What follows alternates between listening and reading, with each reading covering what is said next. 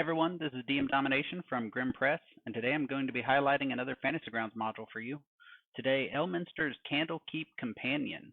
This is a supplement that is currently on the hottest titles of DM's Guild, and it is now being released on Fantasy Grounds. So let's dive in and see what we have.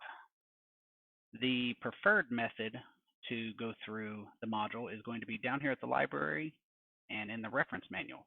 This is going to have everything laid out in a nice, neat manner.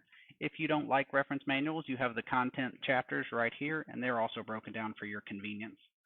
And we'll dive in first off with the introduction here, where you have the actual maps of Candlekeep.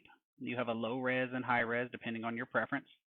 And some of the locations are detailed and pinned, and I'll let you take a look at those as you get into the module yourself. But you have numerous maps, one for you to use, one to share, and you have a manner of other historical information here in the introduction.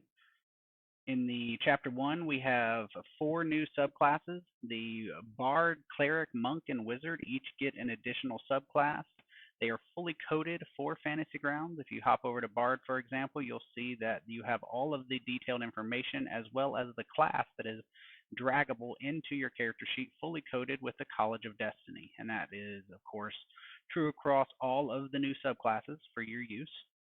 Down in Chapter 2, you have the actual locations of the library and the procedures for entering, as well as a number of tables for the DM to randomize a couple things, and some just general quick access things for DMs whose players dive right in without giving them any heads up.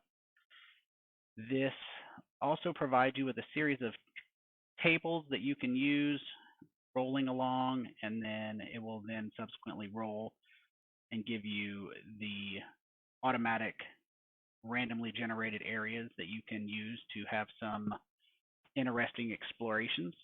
You also have the downtime activities and the actual monks that protect the Library of Candlekeep. In Chapter 3, we get into the actual details of the rules, how things are organized, how things are protected, and you have a very nice table for randomizing the books you find of a non-magical nature. You have quite a few options here on this rollable table, and you can always add more if you'd like to.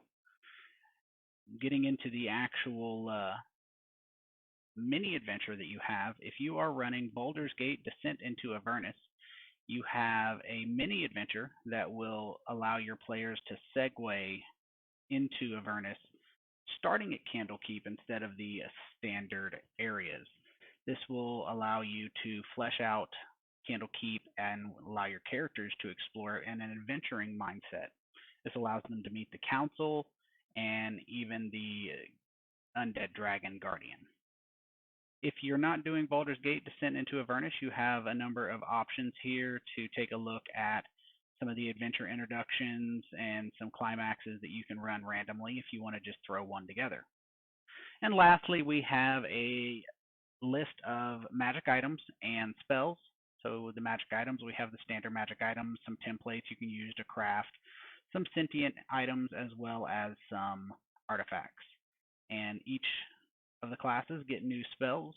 You have them broken down here. You can take a look at each of them as you desire.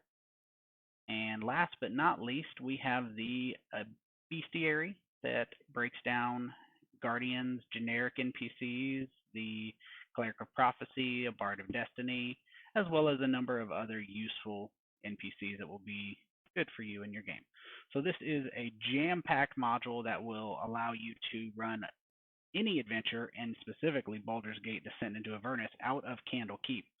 So if you have any questions, feel free to reach out to us at Grim Press. And thank you for your time. This has been DM Domination.